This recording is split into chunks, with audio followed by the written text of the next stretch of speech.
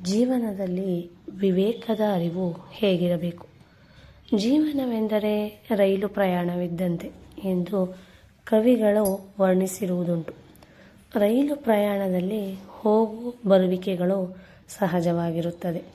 ಪ್ರಯಾಣವನ್ನು ಆರಂಭಿಸುವ ಜಾಗವನ್ನು ಹುಟ್ಟು ಎಂದು, ತಲುಪಬೇಕಾದ ಸ್ಥಳವನ್ನು ಮುಕ್ತಾಯ ಎಂದು ಎಲ್ಲರೂ ವ್ಯವಹರಿಸುತ್ತಾರೆ.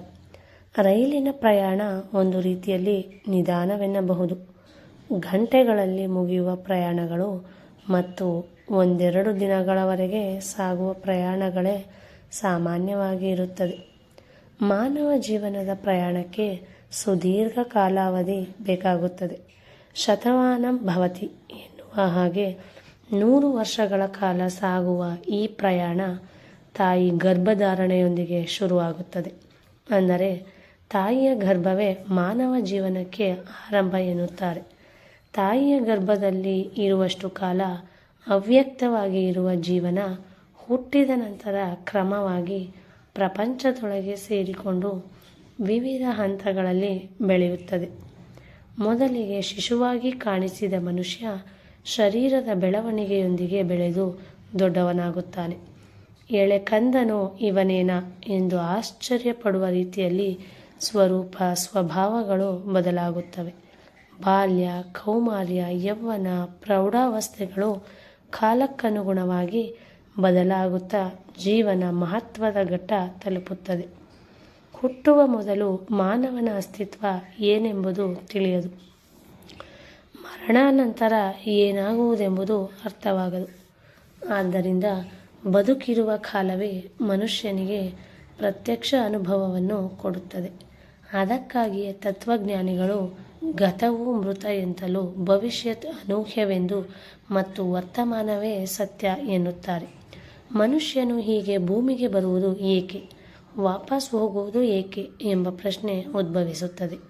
ಪುರಾಣೇತರ ಇತಿಹಾಸಗಳ ಕಥನದ ಪ್ರಕಾರ ಪ್ರತಿಯೊಬ್ಬ ಮನುಷ್ಯನ ಹುಟ್ಟಿನ ಹಿಂದೆ ಯಾವುದೋ ಒಂದು ಪರಮಾರ್ಥ ಇದ್ದೇ ಇರುತ್ತದೆ ಎಂದು, ಅದು ಆ ಸೃಷ್ಟಿಕರ್ತ ಬ್ರಹ್ಮನೇ ಅರಿತಿರುತ್ತಾನೆ ಎನ್ನುತ್ತಾರೆ. ಪ್ರಾಣಿಗಳನ್ನು ಸೃಷ್ಟಿಸುವಷ್ಟಕ್ಕೆ ಮಾತ್ರ ಬ್ರಹ್ಮನ ಕರ್ತವ್ಯವಾಗಿರುತ್ತದೆ.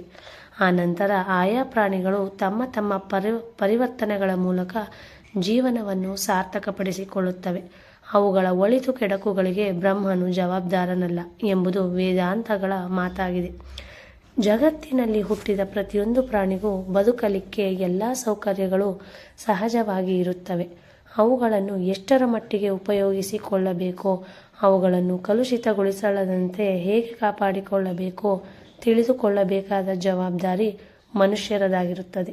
ಅದನ್ನು ಅಗತ್ಯವಾದಷ್ಟು ಉಪಯೋಗಿಸಿಕೊಂಡು ಉಳಿದ ಸಂಪತ್ತನ್ನು ಇತರ ಪ್ರಾಣಿಗಳಿಗಾಗಿ ಬಿಟ್ಟುಕೊಡಬೇಕೆಂದು ಉಪನಿಷತ್ ಹೇಳುತ್ತದೆ.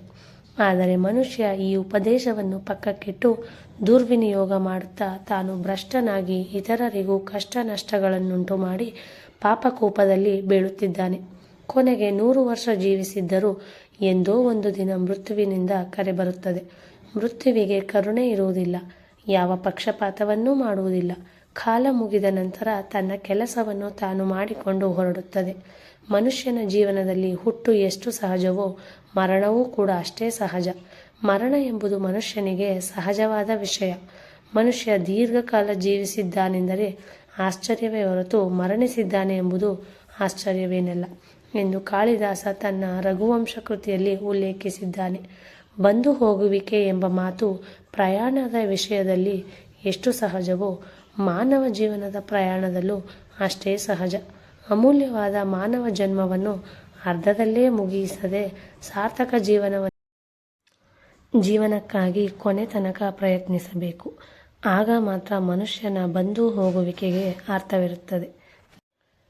ಧನ್ಯವಾದಗಳು.